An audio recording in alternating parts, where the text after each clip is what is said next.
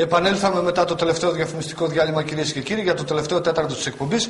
Πριν δώσουμε το λόγο στον νεαρό ποδοσφαιριστή, τον σημερινό μας καλεσμένο, τον Μιχάλη τον Κότσι, τα μηνύματα συνεχίζουν να έρχονται. Κύριε Γιάνκα, έχουμε ένα μήνυμα εδώ από τον ΠΑΟΚ Κιμήνου Μαλγάρων. Μας καλούν το επόμενο Σάββατο να πάμε να παρακολουθήσουμε τον ντέρμπι κορυφής ανάμεσα στον ΠΑΟΚ Κιμήνου Μαλγάρων και στο Διγενή Μονολόφου. Ετοίμασε τις φωτογραφικές μηχανές, τα μηχανήματα, τα πάντα για να πάμε, γιατί είμαστε επίσημοι καλεσμένοι από τον ΠΑΟΚ Κιμήνου Μαλγάρων. Από τον φίλο σου τον Ηλία. 3 η ώρα είναι. Πού το ξέρεις, είσαι μάγος είσαι? Μάγος είμαι. Θα ήθελες να κάνεις ένα σχόλιο, πριν κάνεις το σχόλιο, να πούμε λίγο τους σκόρερ της Δέλτα Εθνικής του δεύτερου ομίλου. Τσιαντούλης Κορδελίου 11 τεμάχια, Βερνής Οχού 10, Μακρύς Απόλλων Αρνέας 8, Παντελιάδης Κιλκυσιακού 7, όσα έχει και ο Νικολάου του Καμπανιακού, ο Λεπτοκαρίτης και ο Πλατάκης του Απόλλων Καλαμαριάς από 6 τεμάχια έκαστος, ο Βαγανελίδης πολύ καλός ποδοσφαιριστής του Σοχού με 6 τέρματα, και μετά ακολουθεί ο Μιχάλης Ογκότσης του Νέου Μιλοτόπου σε 9 μάτς 5 τεμάχια. Θα ήθελες να κάνεις κάποιο σχόλιο πριν δώσουμε το λόγο στα παιδιά για τους παράγοντες, κύριε Γιάνκα? Για τους παράγοντες? Ναι, κάποιοι παράγοντες πήραν και τηλέφωνο, έκαναν και παρέμβαση εδώ. Και είπαν ότι δήθεν ότι μπράβο, το αεροτεχνικό ποδόσφαιρο ότι καλό, πάει πολύ καλά. Όλα καλά πάνε. Ναι, ναι. Είδες όμως τι είπε ο συνάδελφος, που είπε ο Τριαντάφυλλος, ο Ελευθεριάδης, που είπε ο κύριος Ελευθεριάδης, τι είπε? Αλλά είδες όμως τι είπε? Ότι είναι καλό το αεροτεχνικό ποδόσφαιρο. Και καπάκι στο ίδιο στην Καλαμαριά, ο φίλος από την Καλαμαριά που είπε, σφαγή. Κρακ.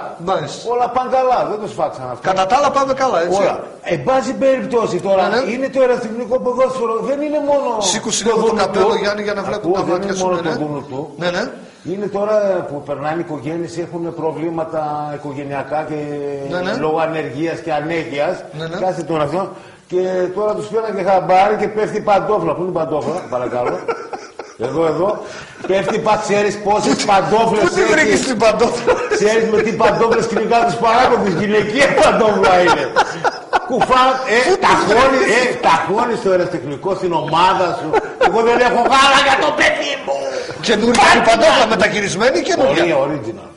Ξέρεις πόσες παντόφλες έχουν φάει οι παράγοντες? Πόσα παιδιά γεννηθήκανε? Γελάς. Εκεί σπάσιμο θέλει το κεφάλι. Και πόσοι παράγοντες κρύβουν από τις γυναίκες τους. Μετά τον τέφι λοιπόν η παντόφλα, έτσι. Μετά τον τέφι η παντόφλα. Μάλιστα, λοιπόν. Μετά από αυτό το έτσι το ευχάριστο. Έχω δίκιο γι' αυτό. Απόλυτο δίκιο, κύριε Γιάνκα. Εγώ και να πεις δικαιολογώ. Μπράβο. Και μιλάω κωδικοποιημένα για τους παράγοντες για την γυναικεία παντόφλα. Μάλιστα. Η γυναικεία παντόφλα. Πέφτει παντόφλα, πιστεύεις, στους αξιωματούχους του αεροτεχνικού ποδοσφαίρου? Παντόφλα. Ρώτα τους. Νούμερο 46. Και μερικές γυναίκες έχουν 43 με 4 χτυπάνε. Και αν έχει και τίποτε τακούνι. Εγώ συμφωνώ μαζί σου, κύριε Γιάνκα, γιατί έχει το ακαταλόγιστο. Οπότε οφείλω να συμφωνώ με ό,τι λες. Λόγω ακαταλόγιστο. Εγώ είμαι ακαταλόγιστο. Μπράβο, λοιπόν.